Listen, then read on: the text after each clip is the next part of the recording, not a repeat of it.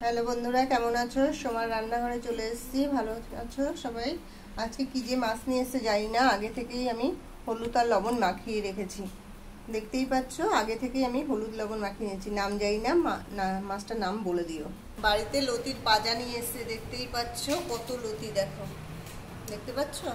সেই লতি কাটা হচ্ছে। কাটা ওই মাছ লতি দিয়ে রান্না করব। নরম মাছে নরম জিনিস। আগে আমি কড়াইতে জিরে টেলে নিচ্ছি। জিরে বাটা খুব ভাল লাগে, আর একটু হালকা করে বন্ধুরা ভেজে নিলে আরও টেস্ট লাগে। দেখেছো, কালচা কালচা করে ভেজেছে। এবার চলো, এবার বাটার পালা। আমার শিলনোড়া দেখে বন্ধুরা ভয় পেও না,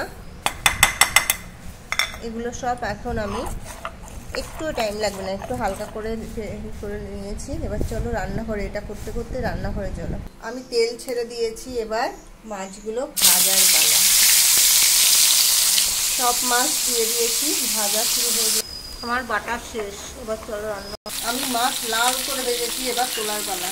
আমি তেল বসিয়ে দিয়েছি, দেখতেই পাচ্ছ। রাঁধুনি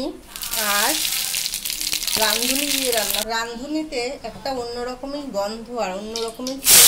আমি রাঁধুনির কুমড়া দিয়ে রান্না করবো। আমি লতিগুলো লম্বা লম্বা করে কেটেছি, মাছের ঝোলে দেবো তাই। আর রাঁধুনির কুমড়া দিয়ে একবারে দিয়েছি, আর লবণ ছেড়ে এটাকে আমি একটু কষাবো।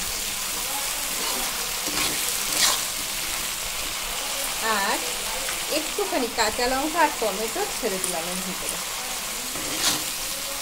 এর 2-3 মিনিট শুধু আমি এটাকে কষাবো। বাইরেটার কি অবস্থা দেখো, অন্ধকার করে আসছে, টুকটুক করে যাবে, 1 ফোঁটা 2 ফোঁটা বৃষ্টিও পড়ছে। যাই হোক, আমি এখন দেখো সেই লতিটা আমার কিন্তু ভাজা, তেলে একটু বেশি দিয়ে একটু ভাজাটা হয়েই গেছে, দেখতেই পাচ্ছি। এবার কাশ্মীরি লঙ্কার গুঁড়ো আর জিরের গুঁড়ো, আমি সেই জিরে বাটা আমি একবারে সব ছেড়েই দিলাম। একটু রেখে দিলাম, পরে দেবো মাছ দেওয়ার পরে, কাঁচা দিলাম। এবার এটাকে আর একটু 2 মিনিট কষাবো। লাস্টে আমি দেখো হলুদ ছেড়ে দিলাম, হলুদ, দেখতেই পাচ্ছ। এবার আমি আর একটু কষিয়ে আমি জল ছেড়ে দেবো। বন্ধুরা, সামান্য একটু জল, বেশি না, কষা কষা করে আমি রান্না করব।